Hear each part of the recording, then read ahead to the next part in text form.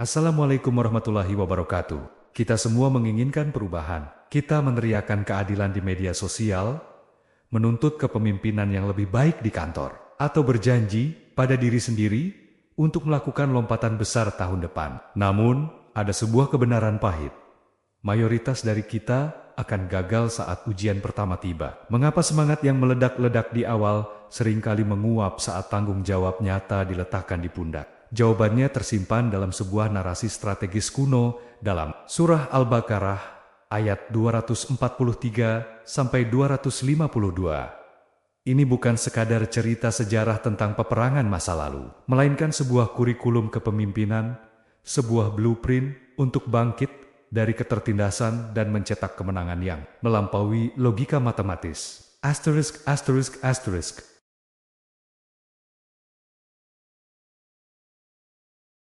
Mari kita mulai membedah makna ayat 240. ألم تر إلى الذين خرجوا من ديارهم وهم ألوف حذر الموت فقال لهم الله موتوا ثم أحياهم إن الله لذو فضل على الناس ولكن أكثر الناس لا يشكرون.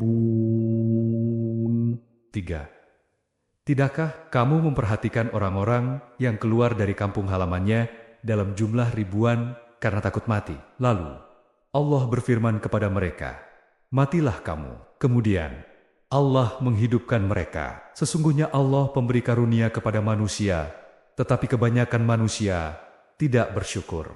Makna frasa alam tara, apakah kamu tidak memperhatikan? Kata melihat, ru'ya, dalam ayat ini bermakna melihat dengan basirah, mata hati atau ilmu. Bukan sekadar melihat dengan mata fisik. Ayat ini ditujukan sebagai bentuk pemberitahuan dari Allah Subhanahu wa Ta'ala.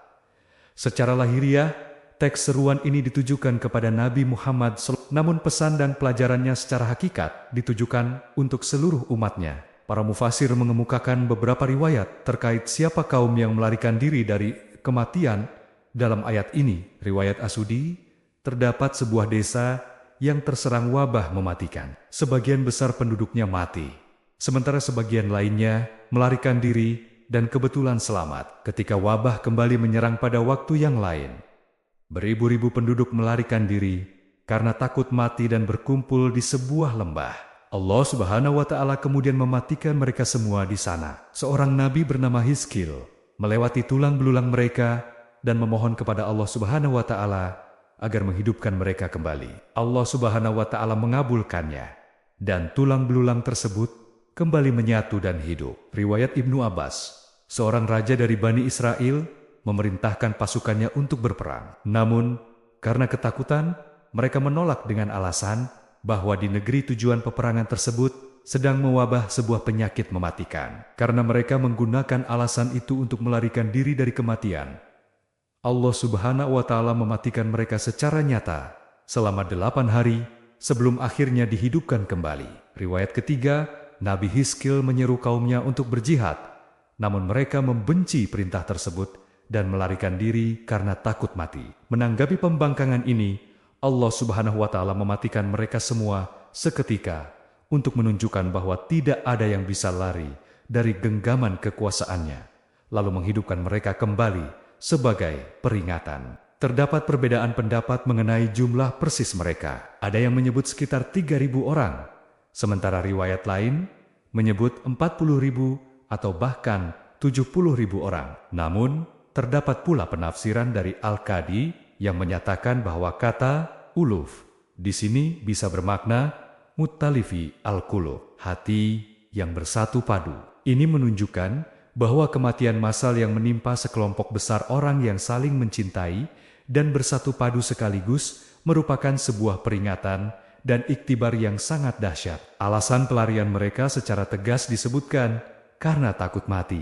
Frasa yang mematikan kemudian menghidupkan mereka adalah bukti nyata dari mukjizat kenabian. Para ulama menggunakan ayat ini untuk menolak pandangan kaum Mu'tazilah yang meragukan atau membatasi bentuk-bentuk mukjizat. Peristiwa menghidupkan kembali manusia yang telah menjadi tulang belulang ini menunjukkan keajaiban yang menyalahi hukum alam biasa. Murni terjadi karena berkah doa sang nabi dan kehendak mutlak Allah Subhanahu wa Ta'ala. Di akhir ayat ditegaskan bahwa sesungguhnya Allah mempunyai karunia terhadap manusia, tetapi kebanyakan manusia tidak bersyukur. Allah Subhanahu wa Ta'ala menunjukkan karunia-Nya yang luar biasa dalam peristiwa ini melalui 3 hikmah. Pertama, kesempatan bertobat. Allah Subhanahu wa Ta'ala menghidupkan kembali kaum yang telah mati tersebut agar mereka bisa menebus maksiat, kepengecutan mereka dengan pertobatan. Kedua, bukti hari kebangkitan. Kisah ini dirancang untuk membantah kaum Yahudi dan musyrikin Arab yang mengingkari adanya hari kebangkitan. Allah Subhanahu wa Ta'ala menunjukkan secara empiris di dunia bahwa kebangkitan setelah kematian adalah keniscayaan mutlak. Membangun mentalitas jihad, kisah ini bertujuan untuk mencabut rasa takut mati dari hati manusia. Pelajaran terpentingnya adalah bersembunyi dari peperangan atau wabah penyakit tidak akan menjauhkan seseorang dari ajal, sebagaimana maju berjihad tidak akan mempercepat kematian. Kita lanjut bedah makna ayat 244. وَقَاتِلُوا فِي سَبِيلِ اللَّهِ وَاعْلَمُوا أَنَّ اللَّهَ سَمِيعٌ عَلِيمٌ. Dan berperanglah kamu di jalan Allah, dan ketahuilah bahwa Allah Maha Mendengar, lagi Maha Mengetahui. Kisah ribuan orang yang lari dari kematian pada ayat 243 diceritakan oleh Allah Subhanahu wa Ta'ala sebagai persiapan psikologis untuk ayat 244 ini. Kisah tersebut bertujuan untuk mendorong manusia agar berani melangkah maju dalam ketaatan, serta untuk mencabut rasa takut mati dari dalam hati manusia. Pelajarannya adalah bahwa lari dari peperangan tidak akan menjamin keselamatan dan menjauhkan seseorang dari kematian, sebagaimana firman Allah Subhanahu wa Ta'ala di tempat lain. Katakanlah, lari tidak akan bermanfaat bagimu jika kamu lari dari kematian atau pembunuhan. Setelah mental dibangun dan ketakutan akan kematian dipatahkan melalui bukti nyata, Allah Subhanahu wa Ta'ala langsung menurunkan perintah untuk berjihad. Para mufassir memiliki 2 pandangan mengenai siapa yang sebenarnya diperintahkan untuk berperang dalam ayat ini. Pendapat pertama, ada hak. Perintah ini ditujukan kepada kaum Bani Israel yang baru saja dihidupkan kembali pada ayat ke-243, Allah SWT menghidupkan mereka dan kemudian memerintahkan mereka untuk berjihad sebagai penebusan karena mereka dimatikan akibat keengganan mereka dalam menjalankan perintah jihad sebelumnya. Pendapat kedua mayoritas ulama, perintah ini merupakan kalimat baru yang secara langsung ditujukan kepada umat Islam. Perintah berjihad ini dihadirkan dengan kelembutan dan kasih sayang dari Allah Subhanahu wa Ta'ala setelah Dia mencontohkan kisah kaum yang lari dari kematian. Ayat ini memotivasi umat Islam untuk maju ke medan juang dengan janji akan mendapatkan salah satu dari 2 kebaikan tertinggi: meraih kemenangan atas musuh di dunia atau meraih syahid yang akan mempercepat langkah menuju kenikmatan abadi di surga. Makna di jalan Allah, fisabilillah. Kata sabil secara bahasa bermakna jalan. Syariat dan ibadah disebut sebagai jalan menuju Allah karena hambanya menempuh rute tersebut untuk mencapai ridhonya. Mengingat jihad berfungsi untuk menegakkan dan menguatkan agama, maka peperangan tersebut diklasifikasikan sebagai ketaatan mutlak yang berada di jalannya. Penutup ayat, ketahuilah bahwa Allah Maha Mendengar lagi Maha Mengetahui, mengandung peringatan yang sangat tajam terkait ketulusan niat. Allah Subhanahu wa Ta'ala mendengar setiap perkataan, termasuk ucapan orang-orang yang berusaha mematahkan semangat berjihad, menghasut, atau mengajak orang lain untuk lari dari peperangan. Allah Subhanahu wa Ta'ala mengetahui secara detail segala sesuatu yang tersembunyi di dalam dada manusia, termasuk motif atau niat sejati di balik keikutsertaan seseorang dalam peperangan. Allah Subhanahu wa Ta'ala tahu betul apakah seseorang maju berperang murni demi agama atau terdorong oleh ambisi duniawi dan kepentingan sesaat. Kita lanjut bedah makna ayat 245. من ذا الذي يقرض الله قرضا حسنا فيضاعفه له أضعافا كثيرة والله يقبض ويبسط وإليه ترجعون. Siapakah yang mau memberi pinjaman kepada Allah? Pinjaman yang baik menafkahkan hartanya di jalan Allah, maka Allah akan memperlipat gandakan pembayaran kepadanya dengan lipat ganda yang banyak. Dan Allah menyempitkan dan melapangkan rezeki, dan kepadanya lah kamu dikembalikan. Setelah Allah Subhanahu wa Ta'ala memerintahkan umat Islam untuk terjun berperang di jalannya, pada ayat 244, tidak semua orang memiliki kemampuan untuk turun langsung ke medan perang. Oleh karena itu, ayat 245 ini turun untuk memotivasi jihad bentuk lain, yaitu jihad dengan harta atau infak. Pembiayaan sangat dibutuhkan dalam perjuangan. Maka Allah Subhanahu wa Ta'ala mendorong siapapun yang memiliki harta untuk mendanai perjuangan tersebut agar mereka juga mendapatkan porsi keutamaan di sisi Allah Subhanahu wa Ta'ala. Turunnya ayat ini tidak lepas dari kisah kedermawanan seorang sahabat bernama Abu Dahdah radhiyallahu anhu. Ketika ayat ini turun, ia mendatangi Rasulullah Shallallahu alaihi wasallam dan bertanya, "Ya Rasulullah, sesungguhnya aku memiliki 2 buah kebun. Jika aku menyedekahkan salah satunya, apakah aku akan mendapatkan 2 kebun yang serupa di surga?" Rasulullah menjawab, "Ya." Abu Dahdah bertanya lagi, "Termasuk istriku Ummu Dahdah?" Beliau menjawab, "Ya." Akhirnya Abu Dahdah menyedekahkan kebunnya yang paling berharga dan istimewa, yang disebut Hunainah, demi mencari ridho Allah Subhanahu wa Ta'ala. Mengetahui hal tersebut, sang istri sangat mendukung keputusan suaminya, dan Rasulullah Shallallahu alaihi wasallam bersabda memujinya, betapa banyak tandan kurma yang berat dan lebat di surga milik Abu Dahdah. Muncul pertanyaan teologisis. Allah Subhanahu wa Ta'ala adalah Sang Maha Kaya dan pemilik alam semesta. Lalu mengapa Dia meminta pinjaman kepada manusia yang notabene adalah hambanya? Para ulama mufasir menjelaskan makna di baliknya. Sebagai kiasan untuk kepastian balasan, penggunaan kata pinjaman bertujuan sebagai dorongan dan jaminan atau garansi. Dalam logika manusia, utang wajib dibayar. Dengan menyebut infak sebagai pinjaman kepada Allah, Allah Subhanahu wa Ta'ala sedang menjamin bahwa harta yang disedekahkan itu pasti tidak akan pernah hilang atau sia-sia, dan kewajiban atasnya sebagai janji kebaikan untuk membalasnya secara sempurna di akhirat, laksana utang yang pasti dilunasi. Perbedaan dengan pinjaman manusia, meski disebut pinjaman, statusnya sangat berbeda dengan pinjaman antar manusia. Manusia meminjam karena butuh dan miskin, lalu memulangkan dalam jumlah yang sama, berlaku asas padan. Sementara Allah Subhanahu wa Ta'ala meminjam bukan karena miskin, melainkan murni sebagai jalan untuk melipat gandakan balasan dan memberikan anugerah kepada hambanya jauh melebihi apa yang hamba tersebut keluarkan. Ayat ini tidak sekadar meminta pinjaman, tetapi memberikan syarat sifat hasan.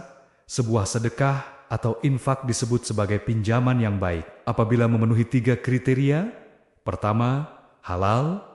Harta tersebut didapatkan dari jalan yang murni dan halal, tidak bercampur dengan sesuatu yang haram atau syubhat. Kedua, ikhlas. Niatnya semata-mata untuk mendekatkan diri kepada Allah Subhanahu wa Ta'ala, bukan untuk mencari popularitas duniawi atau dipuji orang. Tidak diiringi hal yang menyakiti.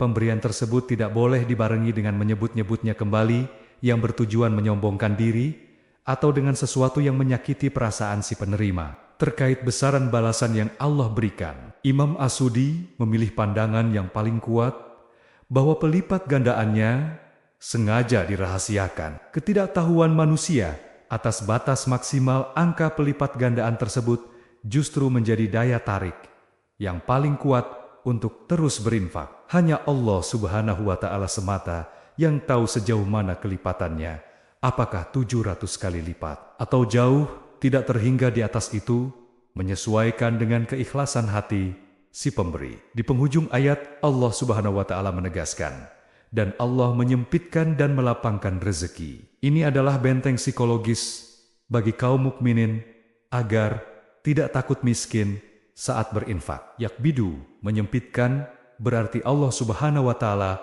memegang dan menyempitkan rezeki bagi siapa yang Ia kehendaki. Jika seseorang pelit dan enggan berinfak dalam rangka menjaga hartanya, Allah Subhanahu wa Ta'ala bisa dengan mudah merampasnya atau membuatnya hidup dalam kemiskinan. Yabsut, melapangkan, berarti Allah Subhanahu wa Ta'ala membentangkan dan meluaskan rezeki. Seseorang hanya akan menjadi dermawan jika ia meyakini dengan teguh bahwa Allah Subhanahu wa Ta'ala yang memegang kendali atas pintu-pintu rezeki dunia. Oleh karena itu, jangan menahan harta untuk ketaatan, karena Allah Maha Kuasa untuk mengganti apapun yang kita berikan di jalannya. Kita lanjut bedah makna ayat 246. ألم تر إلى الملأ من بني إسرائيل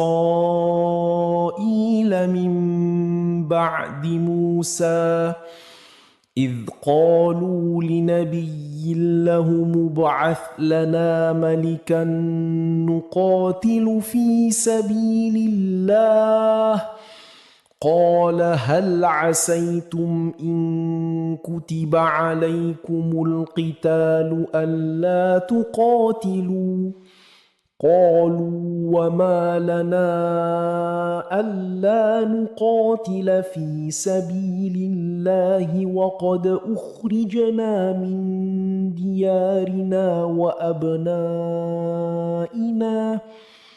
فلما كتب عليهم القتال تولوا إلا قليلا منهم والله عليم بالظالمين.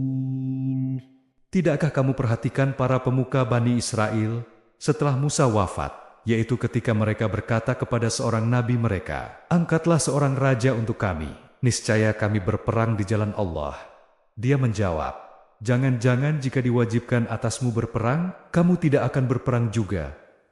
Mereka menjawab, "Mengapa kami tidak akan berperang di jalan Allah? Sedangkan sungguh kami telah diusir dari kampung halaman kami dan dipisahkan dari anak-anak kami. Akan tetapi, ketika perang diwajibkan atas mereka, mereka berpaling, kecuali sebagian kecil dari mereka. Allah Maha mengetahui orang-orang zalim." Ayat ini dibuka dengan, "Tidakkah kamu memperhatikan para pemuka Bani Israel sesudah Musa?" Kata Al-Mala secara bahasa merujuk pada para tokoh, bangsawan, atau pemuka masyarakat. Akar kata ini berasal dari makna sesuatu yang penuh, karena kehadiran mereka memenuhi mata dengan kewibawaan dan kehebatan. Atau karena mereka memenuhi tempat ketika sedang berkumpul untuk berunding. Penyebutan Al-Mala secara khusus menunjukkan bahwa ide untuk berperang dan meminta pemimpin ini tidak muncul dari rakyat jelata, melainkan merupakan keputusan politik tingkat tinggi dari para elit Bani Israel. Para pemuka ini mendatangi nabi mereka dan berkata, "Angkatlah untuk kami seorang raja, supaya kami berperang di bawah pimpinannya di jalan Allah Subhanahu wa Ta'ala."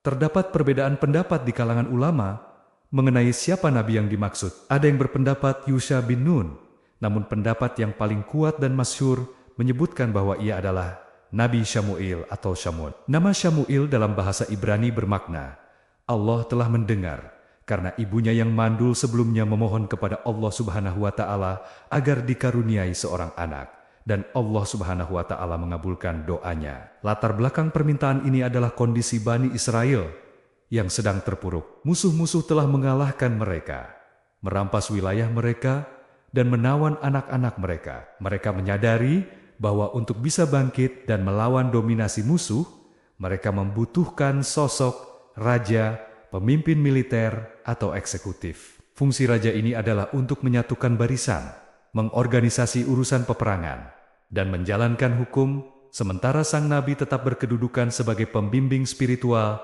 dan penerima wahyu dari Allah Subhanahu wa Ta'ala. Menanggapi semangat yang menggebu-gebu tersebut, sang nabi tidak langsung percaya. Ia sangat mengenal sejarah dan tabiat kaumnya yang kerap membangkang. Nabi tersebut menguji mereka dengan berkata, "Mungkin sekali, jika kamu nanti diwajibkan berperang, kamu tidak akan berperang." Kata hal asaitum di sini menunjukkan firasat kuat dari sang nabi bahwa komitmen lisan mereka di saat aman sangat mungkin luntur ketika perintah perang benar-benar diwajibkan. Mendengar keraguan nabi mereka, para pemuka Bani Israel membela diri dengan memberikan argumen yang sangat rasional dan emosional. "Mengapa kami tidak mau berperang di jalan Allah?" Padahal sesungguhnya kami telah diusir dari kampung halaman kami dan dari anak-anak kami. Mereka merasa memiliki motif ganda yang sangat kuat untuk berjuang. Motif agama, berperang di jalan Allah, dan motif kemanusiaan atau nasionalisme, merebut kembali tanah air yang dirampas dan membebaskan anak-anak yang ditawan. Logika mereka menyiratkan bahwa mustahil mereka akan mundur, karena hal ini menyangkut harga diri, keluarga, dan hak-hak dasar mereka. Namun, klaim emosional dan logika rasional seringkali rontok di hadapan realitas ketakutan. Allah Subhanahu wa Ta'ala berfirman, menceritakan anti klimaks dari semangat mereka. Maka tatkala diwajibkan atas mereka berperang, mereka berpaling, kecuali sebagian kecil dari mereka. Pelajaran terbesar dari frasa ini adalah kesenjangan antara teori dan praktik ketika peperangan baru sebatas wacana. Mereka menuntutnya. Namun, ketika syariat perang resmi diturunkan, mayoritas dari mereka justru melarikan diri dan melanggar janji. Adapun sebagian kecil yang tetap teguh memegang janji untuk maju berperang ini, kelak dijelaskan dalam riwayat berjumlah sekitar 313 orang, jumlah yang secara kebetulan persis sama dengan jumlah pasukan muslimin yang dipimpin oleh Rasulullah SAW dalam perang Badar. Ayat ini ditutup dengan vonis Allah yang sangat tajam, dan Allah Maha mengetahui orang-orang yang zalim. Allah Subhanahu wa Ta'ala menyematkan predikat jalim kepada mayoritas Bani Israel yang lari dari kewajiban tersebut. Hal ini dikarenakan mereka telah melakukan kezaliman ganda, menzalimi jiwa mereka sendiri dengan melanggar perintah Allah, serta menzalimi umat karena menarik diri dari barisan pertahanan setelah sebelumnya memprovokasi untuk diadakannya peperangan suci. Penutup ayat ini sekaligus menjadi peringatan keras bagi umat Islam di setiap zaman, agar tidak meniru sifat buruk dan ketidakkonsistenan kaum tersebut. Kita lanjut bedah makna ayat 247.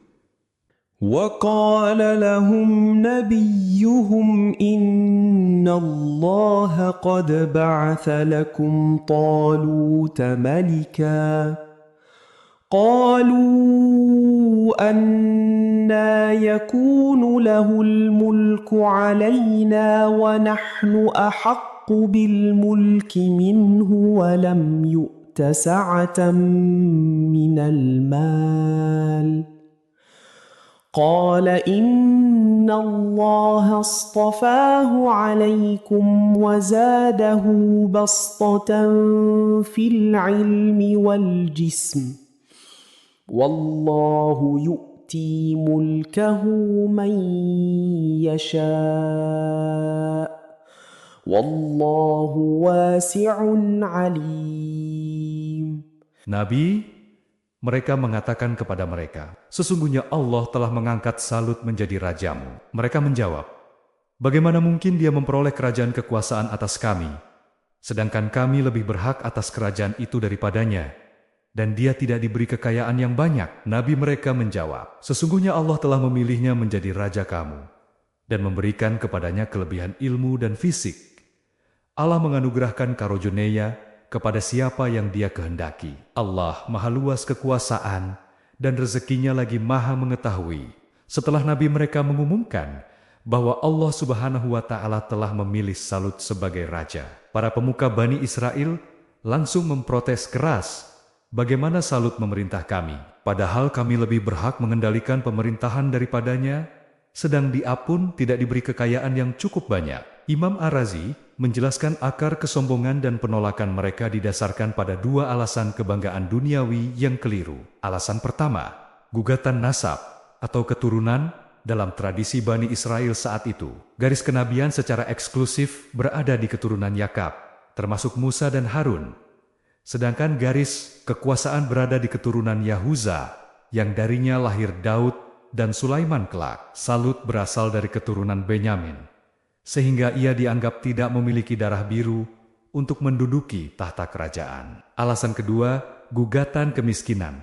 Mereka juga memprotes status sosial ekonomi Salut. Salut hanyalah rakyat jelata yang miskin. Ada riwayat yang menyebut pekerjaannya hanya sebagai penyamak kulit atau pembawa air. Bagi elit Bani Israel, seorang raja haruslah memiliki modal finansial yang besar. Nabi mereka mematahkan kesombongan nasab tersebut dengan argumen pertama, sesungguhnya Allah telah memilihnya Salut menjadi rajamu, Kata istafa berarti Allah Subhanahu wa Ta'ala mengambil sesuatu yang murni dan bersih dari pilihan-pilihan yang ada. Argumen ini menegaskan bahwa kepemimpinan bukanlah sekadar warisan darah yang bisa diklaim sepihak. Jika Allah Subhanahu wa Ta'ala, sang pemilik sejati kekuasaan, telah menjatuhkan pilihannya kepada seseorang di luar wangsa penguasa, maka pilihan itu otomatis menggugurkan seluruh tradisi nasab manusia. Bantahan kepada Allah Subhanahu wa Ta'ala atas pilihannya adalah sebuah kecacatan dalam ketaatan.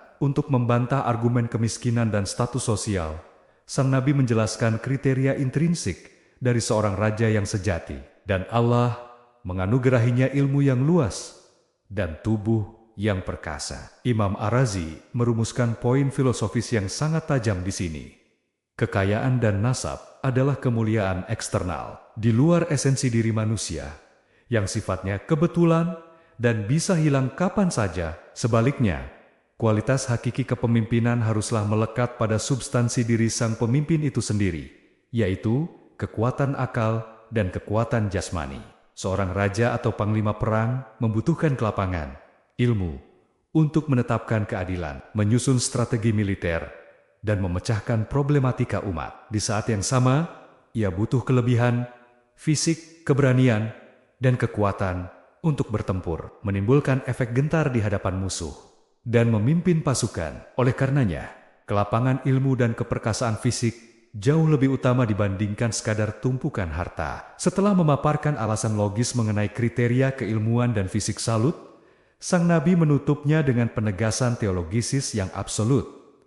Allah memberikan pemerintahan kepada siapa yang dikehendakinya. Hal ini bertujuan mencabut ilusi kepemilikan dari hati Bani Israel. Kerajaan itu pada hakikatnya bukan milik Bani Israel, sehingga mereka bisa seenaknya mengatur siapa yang berhak memimpin. Kerajaan itu adalah milik Allah Subhanahu wa Ta'ala, dan sang pemilik bebas mentransfeksikan kekuasaannya kepada siapapun tanpa bisa diintervensi oleh hambanya. Penutup ayat. Dan Allah Maha Luas pemberiannya, lagi Maha mengetahui, mengandung dua bantahan pemungkas terhadap kaum yang meragukan. Salut, pertama, wasi Maha Luas atau melapangkan, merupakan jawaban atas kefakiran Salut. Meski Salut saat itu miskin, Allah Maha Luas karunia-Nya, dan sangat mudah bagi Allah Subhanahu wa Ta'ala untuk menganugerahkan kekayaan kepadanya di kemudian hari, sehingga ia mampu membiayai kerajaannya. Kedua, Alim Maha mengetahui, menjawab keraguan mereka atas kapasitas Salut. Allah Maha mengetahui potensi tersembunyi, kelayakan, serta niat tulus di dalam hati Salut, dan mengetahui bahwa diangkatnya ia menjadi raja akan mendatangkan kemaslahatan besar, kemenangan melawan Jalut atau Goliat. Kita lanjut bedah makna ayat 248.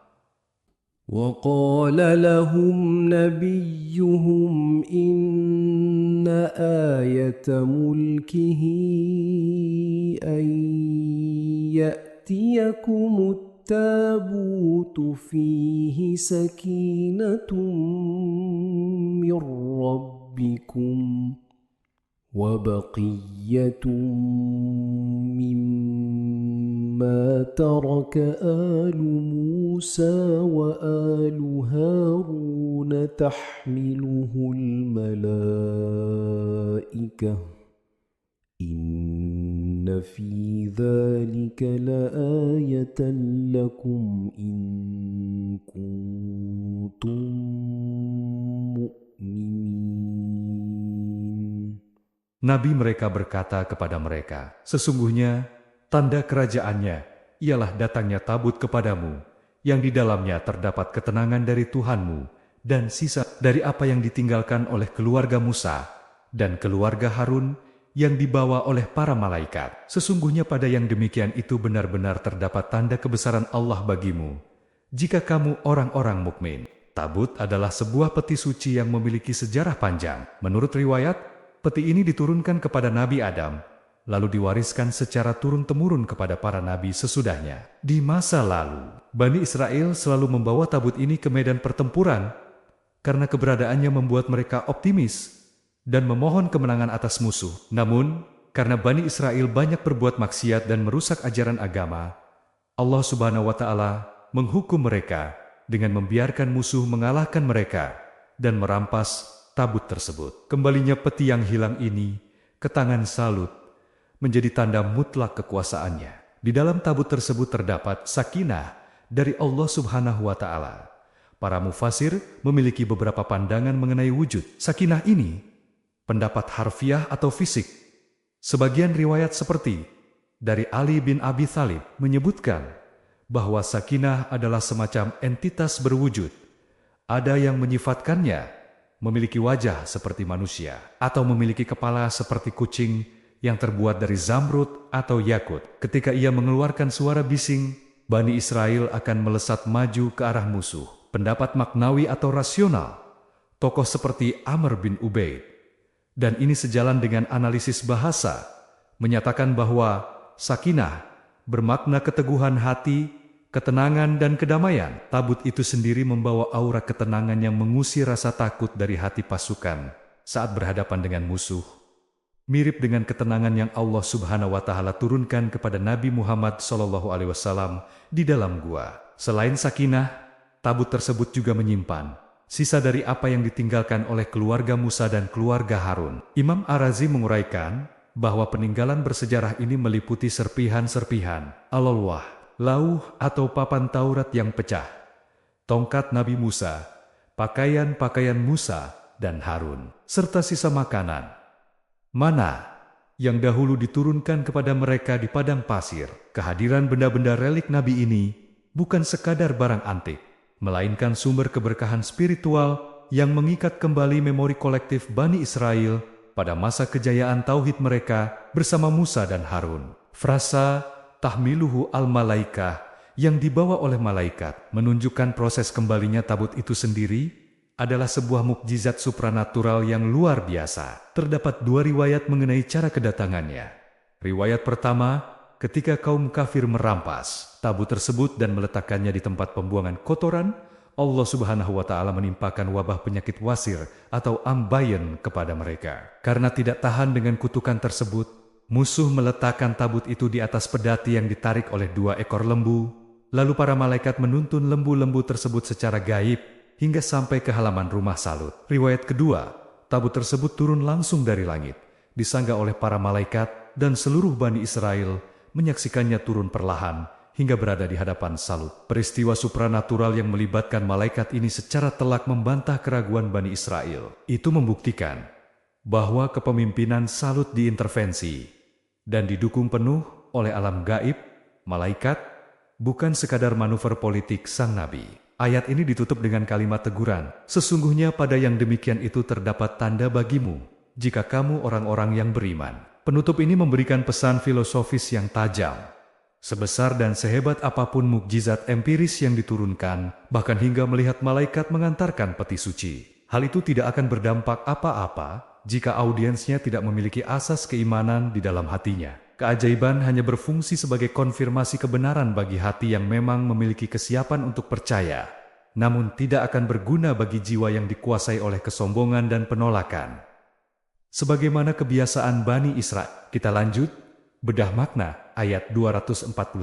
فلما فصل طالوت بالجنود قال إن الله مبتليكم بنهر فمن شرب منه فليس مني ومن لم يطعمه فإنه مني إلا من اغترف غرفة بيده فشربوا منه إلا قليلا منهم فلما جاوزه هو والذين آمنوا معه قالوا لا طاقة لنا اليوم بجالوت وجنوده قال الذين يظنون أنهم ملاقو الله كم من فئة قليلة غلبت فئة كثيرة بإذن الله والله مع الصابرين. Maka ketika Talut keluar membawa bala tentaranya, dia berkata, Sesungguhnya Allah akan mengujimu dengan sebuah sungai. Maka, siapa yang meminum airnya, sesungguhnya dia tidak termasuk golonganku. Siapa yang tidak meminumnya, sesungguhnya dia termasuk golonganku kecuali menciduk seciduk dengan tangan. Akan tetapi, mereka meminumnya kecuali sebagian kecil di antara mereka. Ketika dia Talut dan orang-orang yang beriman bersamanya menyeberangi sungai itu, mereka berkata, "Kami tidak kuat lagi pada hari ini melawan Jalut dan bala tentaranya." Mereka yang meyakini bahwa mereka akan menemui Allah berkata, "Betapa banyak kelompok kecil mengalahkan kelompok besar dengan izin Allah. Allah bersama orang-orang yang sabar." Ayat ini dibuka dengan firman, maka ketika Salut keluar membawa tentaranya, kata Fasalah bermakna Salut memisahkan diri bersama pasukannya, bergerak meninggalkan kampung halaman mereka untuk menyongsong musuh di medan perang. Menurut riwayat, pada mulanya pasukan yang ikut merespons seruan jihad ini sangat besar jumlahnya, di mana ada riwayat yang menyebutkan angka sekitar 80.000 prajurit. Namun, jumlah yang besar ini belum teruji kualitas mental dan ketaatannya. Salut menyadari bahwa ia memimpin Bani Israel, kaum yang sejarahnya dipenuhi dengan sifat pembangkang dan mudah goyah. Salut berkata kepada mereka, "Sesungguhnya Allah akan mengujimu dengan suatu sungai." Imam Ar-Razi menjelaskan hikmah filosofis dari ujian ini. Para nabi dan raja telah memiliki pengalaman bahwa pengikut mereka seringkali bersemangat dan pamer keberanian di saat aman, namun melarikan diri ketika berhadapan dengan musuh sungguhan. Oleh karena itu, Salut mengadakan ujian di tengah perjalanan darat yang panas, jauh sebelum mereka melihat musuh, untuk menyaring prajurit yang benar-benar sabar dan taat. Sungai yang menjadi lokasi ujian ini diriwayatkan oleh Ibnu Abbas dan As-Sudi terletak di antara wilayah Yordania dan Palestina. Di tengah kondisi kehausan, Salut menetapkan aturan komando militer yang sangat ketat. Maka barang siapa meminum airnya, bukanlah ia pengikutku. Siapa yang minum sampai puas, ia dicoret dari keanggotaan pasukan tempur inti. Dan barang siapa tiada meminumnya, kecuali menceduk seceduk tangan, maka dia adalah pengikutku. Pasukan yang taat sama sekali tidak meminumnya, atau mengambil rukhsah, atau keringanan dengan hanya menciduk air menggunakan satu tangan, sekadar untuk membasahi tenggorokan yang kering. Aturan ini berfokus untuk menguji kemampuan menahan hawa nafsu. Faktanya, mayoritas pasukan gagal total. Al-Quran merekam, kemudian mereka meminumnya kecuali beberapa orang di antara mereka. Terdapat riwayat yang menyebutkan mukjizat pada momen ini.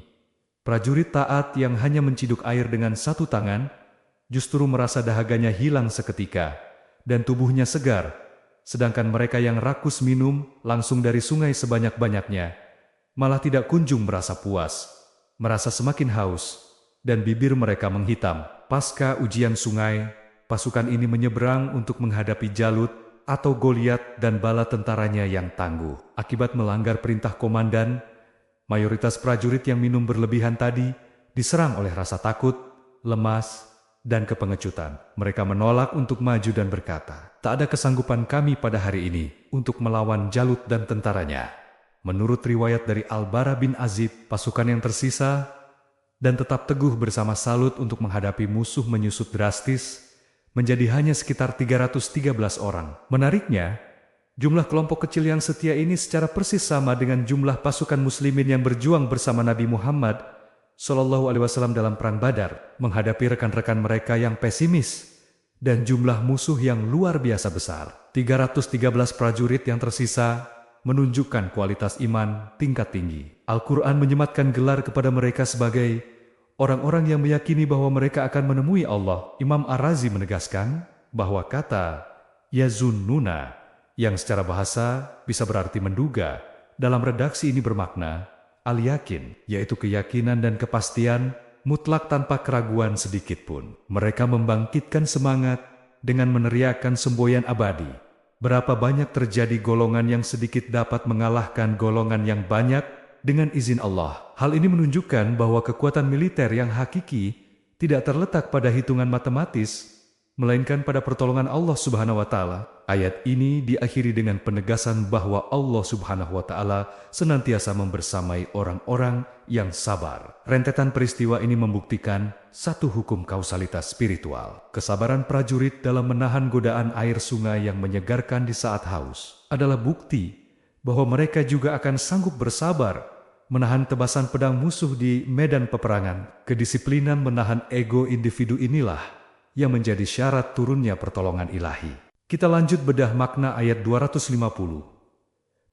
ولما برزوا لجالوت وجنوده قالوا ربنا أفرغ علينا صبرا وثبت أقدامنا وانصرنا على القوم الكافرين.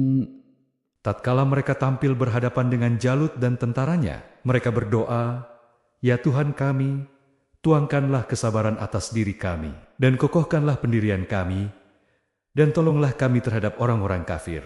Ayat ini dibuka dengan kata barazu. Dalam terminologi peperangan bahasa Arab, al-mubarazah berarti setiap prajurit keluar untuk berhadapan langsung dengan lawannya. Akar kata ini berasal dari al-baraz, yang bermakna sebuah tanah lapang, medan, atau ruang terbuka yang tidak terhalang atau tertutup oleh apapun. Diksi ini menunjukkan keberanian mental prajurit Salut. Meskipun mereka sadar, jumlah mereka sangat sedikit, hanya 313 orang, dan berhadapan dengan bala tentara raksasa yang dipimpin Jalut atau Goliat. Mereka tidak bersembunyi di balik benteng, tidak melakukan taktik gerilya, melainkan melangkah maju dengan jantan menampakkan diri mereka di medan perang terbuka. Meskipun 313 prajurit yang tersisa ini adalah golongan al-yakin, orang-orang yang yakin akan pertolongan Allah Subhanahu wa Ta'ala. Sebagaimana di ayat 249, keyakinan tersebut tidak membuat mereka sombong atau takabur, mengandalkan kekuatan diri sendiri. Saat berhadapan dengan musuh, mereka menyibukkan lisan dan hati mereka dengan doa dan permohonan yang penuh ketundukan. Imam Ar-Razi menyamakan adab pasukan Salut ini dengan adab Nabi Muhammad SAW dalam Perang Badar. Meskipun Rasulullah SAW telah mendapat janji kemenangan dari Allah Subhanahu wa Ta'ala, beliau tetap berdoa dengan sangat khusyuk memohon pertolongannya. Hal ini menunjukkan satu hukum spiritual. Sekuat apapun iman dan sehebat apapun persiapan fisik, seorang hamba tidak boleh merasa lepas sedetik pun dari kebutuhan akan Tuhannya. Imam Ar-Razi membedah struktur doa pasukan Salut dan menemukan bahwa doa tersebut memuat 3 lapis permohonan yang diurutkan secara sangat logis dan sempurna untuk menghadapi kondisi perang yang genting. Permintaan pertama, ketahanan mental atau batin, tuangkanlah atau limpahkanlah. Kesabaran, kata Afrai, secara bahasa bermakna menuangkan atau mengosongkan bejana dari isinya. Digunakannya kata ini menunjukkan bentuk permohonan yang sangat kuat. Mereka seolah memohon, "Ya Allah, kosongkanlah hati kami dari segala rasa takut dan kegentaran, lalu tuangkanlah seluruhnya dengan kesabaran." Logikanya, jika batin seorang petarung sudah disusupi kepengecutan, ia akan gagal dan tidak akan mencapai apapun. Permintaan kedua, ketahanan fisik, teguhkanlah pendirian atau kaki kami. Setelah batin dikuasai oleh kesabaran, maka tahap selanjutnya adalah pembuktian fisik. Mereka meminta agar fisik mereka ditopang oleh Allah Subhanahu wa Ta'ala, sehingga kaki mereka tidak goyah, tetap berdiri kokoh, dan pantang memutar balik melarikan diri dari musuh di medan pertempuran. Permintaan ketiga, keunggulan eksternal, dan tolonglah kami atas kaum kafir. Ini adalah tujuan puncak perjuangan. Setelah memegang kendali atas mental dan memegang kendali atas fisik, barulah mereka meminta hasil eksternal, yaitu diberi keunggulan, kekuatan atas musuh, dan memenangkan pertempuran tersebut. Mengapa mereka tidak langsung saja berdoa, "Ya Allah, berikanlah kami kemenangan"? Imam Ar-Razi menjelaskan bahwa urutan doa ini mencerminkan tingginya kesadaran teologisis pasukan Salut. Mereka sadar bahwa kemenangan adalah proses kausalitas, sebab akibat kesabaran adalah fondasi bagi keteguhan fisik, dan keteguhan fisik adalah fondasi bagi kemenangan. Daripada meminta kemenangan turun begitu saja dari langit tanpa usaha, mereka lebih memilih meminta agar Allah Subhanahu wa Ta'ala membimbing hati dan fisik mereka untuk menguasai sebab-sebab kemenangan tersebut. Doa ini membuktikan bahwa mereka ingin ikut berikhtiar secara penuh, menjadikan diri mereka sendiri sebagai instrumen perjuangan, dan berharap Allah Subhanahu wa Ta'ala mengeksekusi kekalahan musuh melalui tangan dan pedang mereka. Kita lanjut bedah makna ayat 251. فهزموهم بإذن الله وقتل داود جالوت وآتاه الله الملك والحكمة وعلمه مما يشاء ولولا دفع الله الناس بعضهم ببعض لفسدت الأرض ولكن الله ذو فضل على العالمين. Maka mereka mengalahkan tentara Jalut dengan izin Allah, dan Daud membunuh Jalut. Kemudian Allah memberikan kepadanya Daud pemerintahan dan hikmah kenabian, dan mengajarkan kepadanya apa yang dikehendakinya. Seandainya Allah tidak menolak keganasan sebagian manusia dengan sebagian yang lain, pasti rusaklah bumi ini. Tetapi Allah mempunyai karunia yang dicurahkan atas semesta alam. Ayat ini dibuka dengan, maka mereka mengalahkan tentara Jalut dengan izin Allah. Frasa ini merupakan jawaban langsung dari Allah Subhanahu wa Ta'ala atas doa permohonan kesabaran dan keteguhan yang dipanjatkan oleh pasukan Salut di ayat ke-250. Kata, biiznillah, dengan izin Allah menegaskan sebuah prinsip teologisis yang krusial. Kekalahan pasukan raksasa Jalut bukanlah semata-mata karena strategi militer Salut atau kehebatan fisik pasukannya yang tersisa sedikit, melainkan murni karena kehendak dan campur tangan ilahi. Hal ini mencabut segala bentuk kesombongan manusia atas kemenangan yang diraihnya. Di tengah peperangan tersebut, sejarah mencatat kemunculan pahlawan baru, dan Daud membunuh Jalut. Imam Ar-Razi mengutip riwayat sejarah yang menjelaskan bahwa Daud pada awalnya bukanlah prajurit inti yang dipersiapkan untuk berperang. Ia adalah anak bungsu yang dikirim oleh ayahnya ke medan perang, hanya untuk mengantarkan perbekalan dan mencari kabar tentang kakak-kakaknya yang bergabung dalam pasukan Salut. Ketika Jalut atau Goliat yang raksasa dan arogan menantang duel 1 lawan 1, seluruh pasukan Bani Israel ketakutan dan terdiam. Di saat itulah Daud yang masih muda maju merespons tantangan tersebut. Daud tidak menggunakan pedang besar atau baju zirah, melainkan hanya menggunakan senjata ketapel, mikla, dan batu yang biasa ia gunakan untuk mengusir serigala saat menggembala kambing. Dengan tepat sasaran, batu tersebut menembus kepala Jalut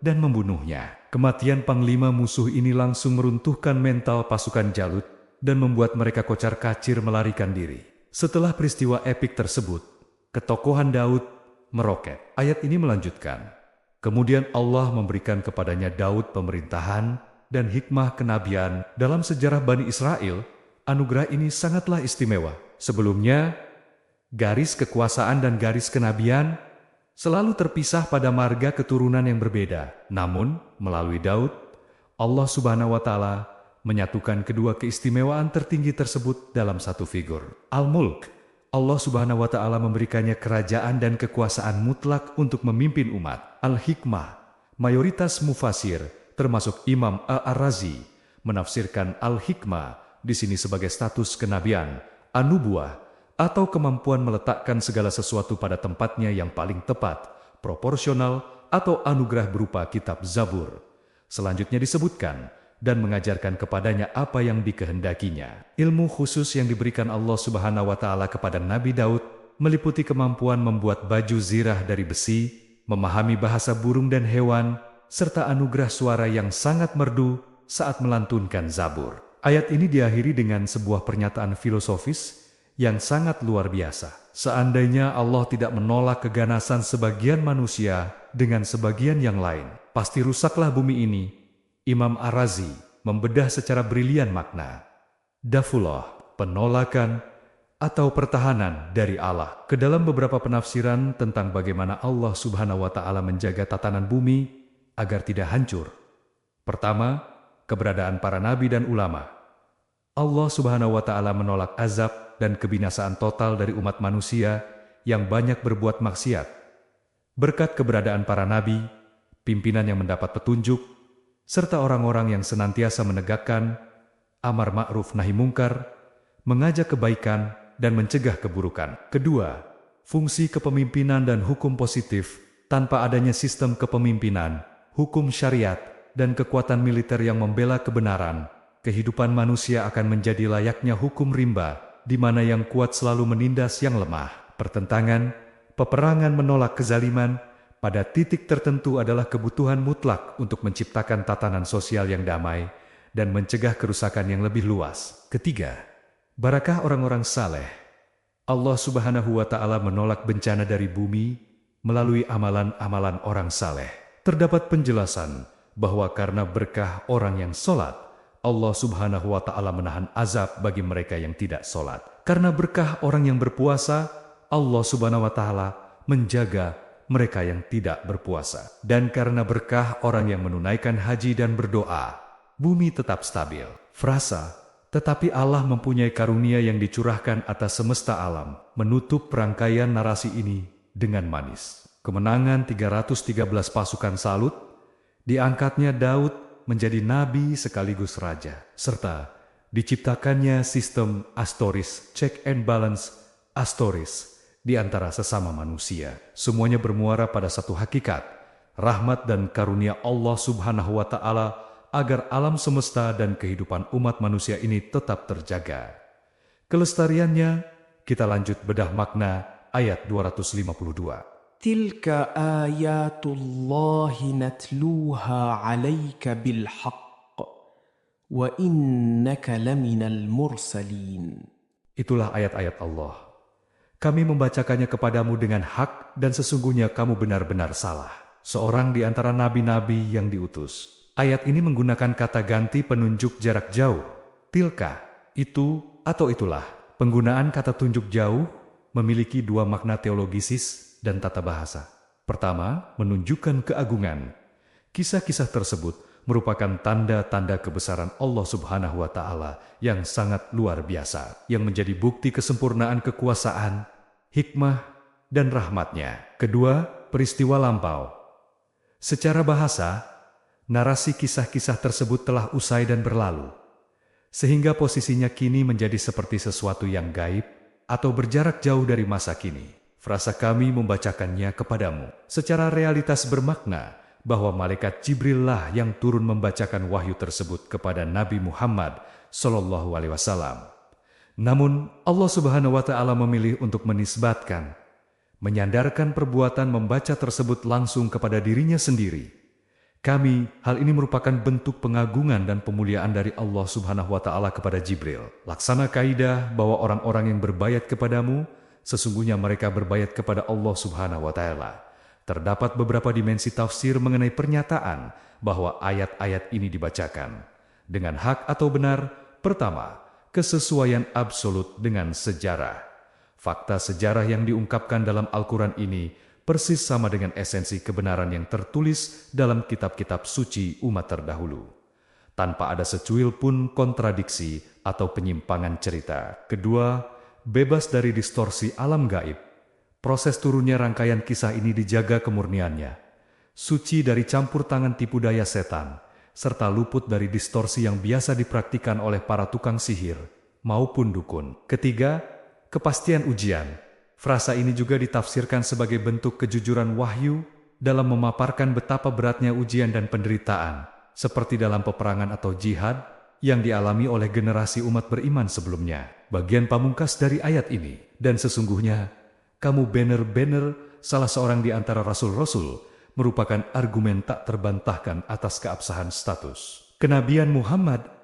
Imam Ar-Razi menggarisbawahi logika di balik penegasan ini. Detail sejarah internal Bani Israel sangatlah rumit dan hanya diwarisi secara eksklusif oleh segelintir elit ahli kitab atau pendeta. Fakta bahwa Nabi Muhammad SAW yang merupakan seorang ummi, tidak bisa membaca dan menulis, tidak pernah mengenyam pendidikan formal dari guru manapun, dan hidup di tengah masyarakat Arab yang jauh dari literatur sejarah masa lalu, tiba-tiba mampu menceritakan kronologi sejarah tersebut dengan sangat detail dan akurat merupakan bukti empiris terbesar bahwa beliau menerima bimbingan wahyu langsung dari Allah Subhanahu wa Ta'ala. Mustahil bagi seorang manusia biasa dengan latar belakang tersebut untuk mengetahui masa lalu yang tersembunyi, kecuali jika ia dikabarkan langsung oleh Sang Pencipta. Oleh karenanya, penggalan akhir ayat ini berfungsi sebagai penghibur hati, menghibur dan menebalkan keyakinan Rasulullah SAW agar tidak bersedih dalam menghadapi tekanan dakwah. Sebagai pukulan telak bagi para penentang, mematahkan keraguan kaum Yahudi, Nasrani, serta kaum kafir Quraisy yang terus mendustakan kerasulan beliau. Bukti sejarah yang beliau bawa tidak menyisakan ruang bagi akal sehat untuk menolak kenabiannya.